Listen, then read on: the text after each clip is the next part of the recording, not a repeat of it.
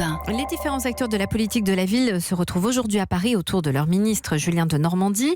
Quel bilan pour le gouvernement dans ses actions pour les quartiers ?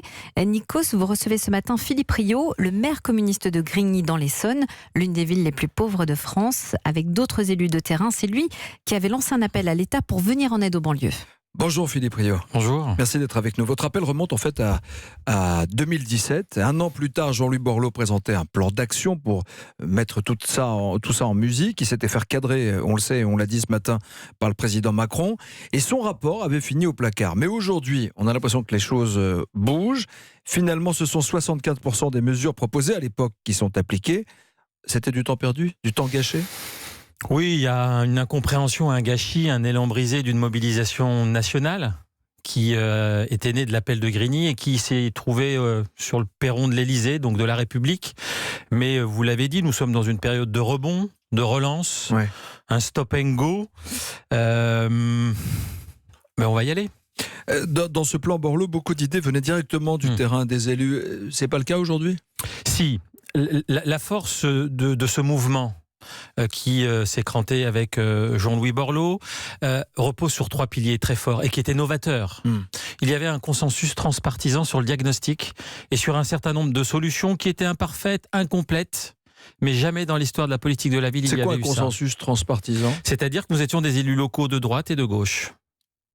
Très concrètement unis sur une vision commune des quartiers populaires et un plan d'action solide, robuste à partir de nos solutions locales. Pas de clivage, pas d'idéologie. Avec un rôle des associations, parce que la cohésion sociale, elle se fait aussi par du bénévolat associatif, par ce travail remarquable des associations. Et le troisième élément qui était exceptionnel dans cette période, c'est le rôle joué par vous, les médias. Pendant 6 mois, vous nous avez accompagnés avec un regard nouveau. La dernière fois que nous avions parlé des banlieues pendant 6 mois, c'était en 2005, pendant les émeutes. Dans un autre contexte. Alors justement, il y a des mesures concrètes qui s'appliquent. Déploiement de la police de sécurité au quotidien, dédoublement des classes de CP et de CE1. On va s'arrêter, si vous le voulez bien, Philippe Riot, sur 2 mesures très concrètes. D'abord, la rénovation urbaine. Est-ce que ça va dans le bon sens ? Oui, on a mis le coup d'accélérateur. C'était un point de blocage depuis 3-4 ans. Le travail que nous avons fait en commun a accéléré.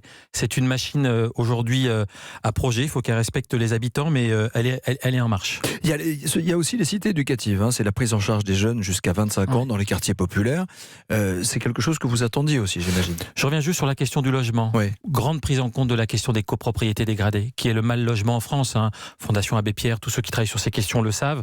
Aujourd'hui, notre pays est à maturité. Il y a eu un coup d'accélérateur après le plan Borloo sur les copropriétés dégradées. J'en ai une petite de 5000 logements, je sais de quoi je parle à Grigny. Effectivement, Cité éducative était un modèle issu des territoires. Nous l'avons, la cellule souche, l'appartement témoin a été réalisé à Grigny et aujourd'hui ça va être démultiplié. Donc oui, cette coopération intelligente entre acteurs de terrain qui ne travaillent pas uniquement dans leurs couloirs et dans leurs silos, c'est quelque chose que nous attendions pour être beaucoup plus efficace concrètement dans la proximité et dans le quotidien. Vous êtes un homme de terrain et vous dites que les élus locaux sont des urgentistes de la République.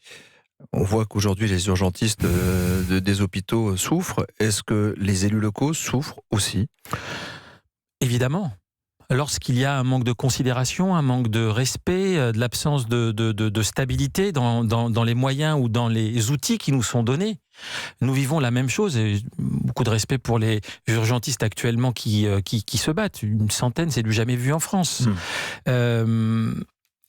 C'est le même sentiment que nous partageons. Si nous n'avons pas considération, respect de la stabilité et les outils pour faire notre boulot, et au bout d'un moment, on est en burn-out et on craque. Et on voit bien que le mouvement, y compris soit des quartiers populaires, juste avant les Gilets jaunes, et la parole des élus locaux, des territoires périurbains ou ruraux délaissés. C'est la raison pour laquelle, dans le plan Borloo, j'insiste, nous n'étions pas que quartier populaire. 6 millions d'habitants, on était sur les 15 millions d'habitants dans les quartiers plus larges. On faisait appel aux territoires ruraux délaissés, aux territoires d'outre-mer, aux bassins de reconversion industrielle, qui connaissaient les mêmes fractures. Baisse du service public, dégradation de la cohésion sociale. Et donc, nous appelions, ce plan, il visait aussi à...